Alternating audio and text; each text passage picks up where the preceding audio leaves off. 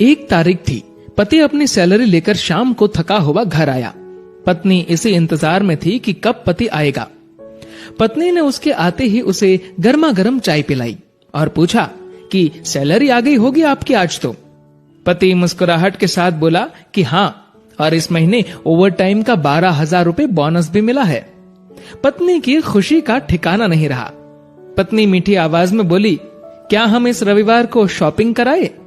तो पति बोला कि ठीक है, लेकिन सिर्फ एक शर्त पर, कि यदि तुम हफ्ते में कम से कम 1 बार मेरी माँ से फोन पर बात कर उनका हाल पूछोगी तो।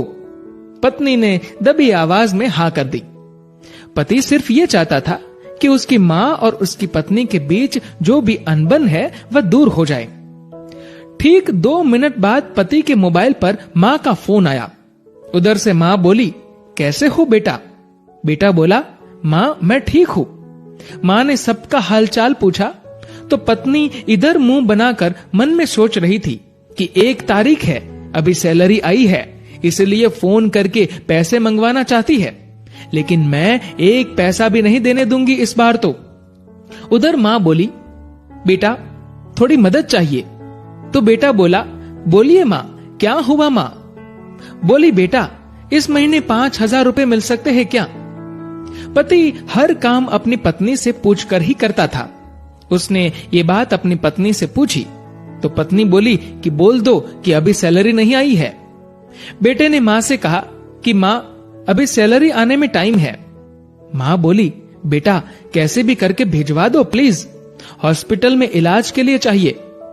पति ने ये बात पत्नी से दोहराई। पत्नी बोली, माँ से बोल दो कि सरकारी हॉस्पिटल में इलाज करवा ले।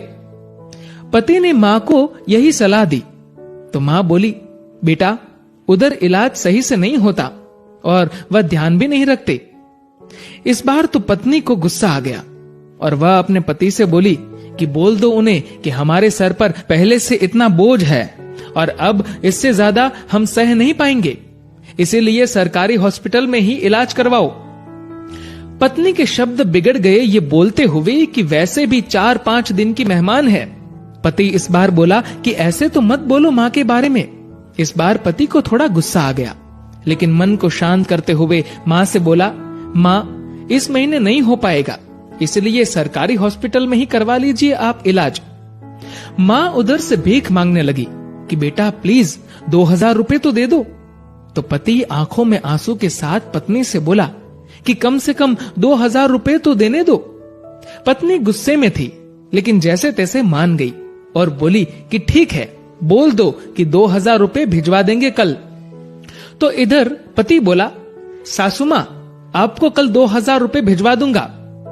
पति के मुंह से इस बार माँ की जगह सासू माँ सुनते ही पत्नी को चक्कर आने लग गई, जुबान लड़खड़ाने लगी, पसीना छूट गया और पति से पूछा कि क्या ये मेरी माँ का फोन आया है? पति बोला, हाँ तुम्हारी माँ का ही फोन है।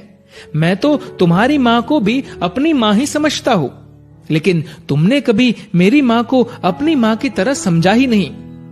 पत्नी इस बार जोर से रो पड़ी और फोन में माफी मांगने लगी कि मुझे माफ कर दो माँ, मुझसे बहुत बड़ी गलती हुई है।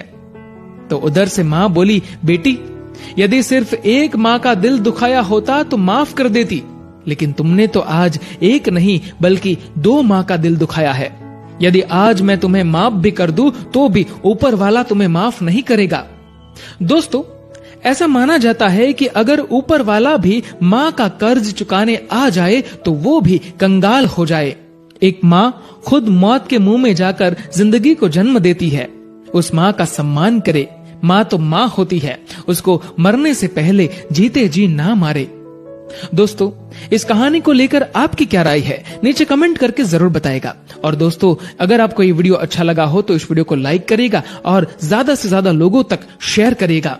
और दोस्तों, ऐसे ही और भी इंस्पिरेशनल वीडियोस के लिए सब्सक्राइब करें हमारे यूट्यूब चैनल को और फेसबुक पर फॉलो करें हमारे पेज को। धन्यवाद। डाउनलोड मौज।